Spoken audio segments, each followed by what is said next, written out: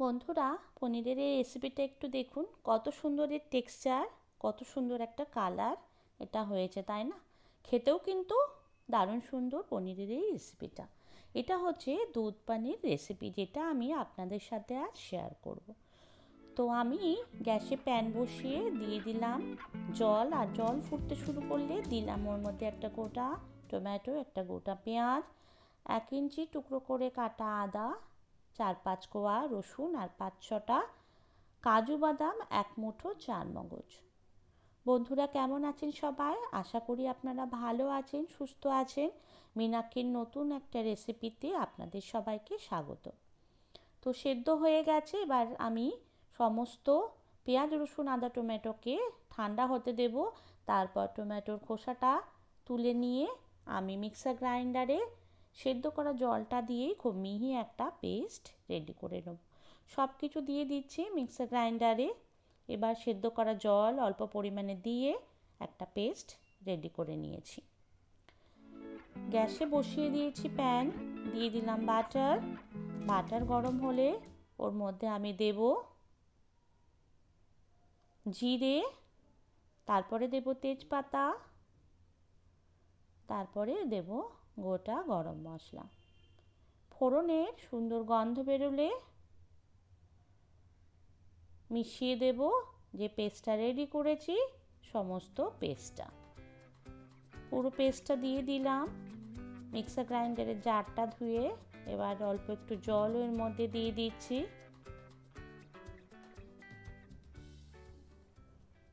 এবার ভালো করে মিশিয়ে দেবো সব কিছু। এই রেসিপিটা কিন্তু খুব তাড়াতাড়ি রান্না হয়, শুধু এই পেস্টটা রেডি করে নিলেই হবে। একটু নুন অ্যাড করছি প্রয়োজন মতন। আর খেতে কিন্তু খুবই ভালো, রুটি, লুচি, পরোটা বা নানের সাথে এটা আপনারা খেতে পারবেন। দিলাম জিরের গুঁড়ো 1 চামচ, ধনের গুঁড়ো 1 চামচ, কাশ্মীরি লঙ্কার গুঁড়ো, মানে সব কিছুই 1 চামচ করে দিয়ে দিলাম।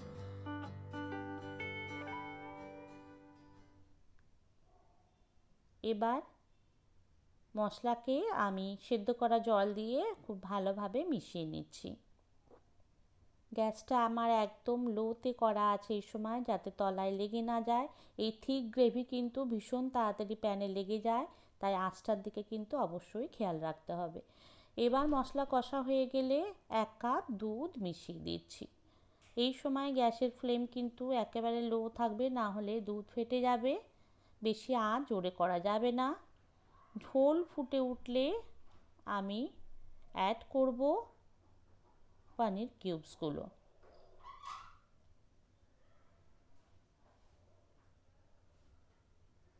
সমস্ত পনির কিউব দিয়ে দিচ্ছি। খুব ভালোভাবে এবার পনির কিউবগুলো ঝোলের সাথে মিশিয়ে দিলাম।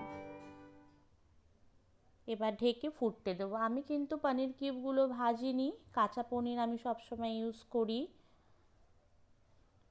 ঝোলটা ফুটে উঠলে এর মধ্যে মেশাবো এবার গরম মশলা, যেটা আমি একটু জল দিয়ে গুলে মিশিয়ে দিচ্ছি। এবার দেব কাসুরি মেথি। পনির বাটার মশলা হোক, দুধ পনির হোক, এই সব রেসিপিতে কাসুরি মেথি কিন্তু ভীষণ ভালো একটা স্বাদ এনে দেয়। তো দিয়ে দিলাম কাসুরি মেথি, মিশিয়ে দিচ্ছি ভালো করে।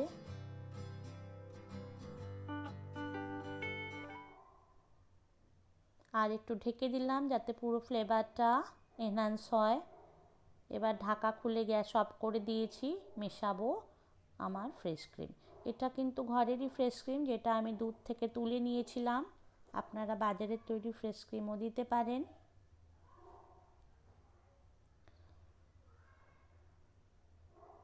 খুব ভালো করে মিশিয়ে নেওয়ার পর তারপরে আবার গ্যাসের ফ্লেমটা হালকা করে অন করে দেবো, মানে খুব কম আছে। আবার একটু এটাকে ফুটতে দিয়ে এবার নামিয়ে নেবো। তো রেডি হয়ে গেল অসাধারণ স্বাদের এই পনির রেসিপি। বন্ধুরা, রেসিপিটা ভালো লাগলে অবশ্যই লাইক কমেন্ট শেয়ার করবেন আর চ্যানেলটা সাবস্ক্রাইব করে পাশে থাকার অনুরোধ রইল। বেল আইকনটা প্রেস করে দেবেন যাতে নতুন রেসিপির নোটিফিকেশান আপনাদের কাছে পৌঁছে যায়। তো আমি সার্ভ করে দিলাম দুধ পানির। অসম্ভব ভালো খেতে হয়, একবার অবশ্যই ট্রাই করবেন। বন্ধুরা, আজ তাহলে রাখি, দেখা হবে নতুন কোনো এপিসোডে। ততক্ষণ ভালো থাকবেন, সুস্থ থাকবেন। Bye bye, bye bye everyone.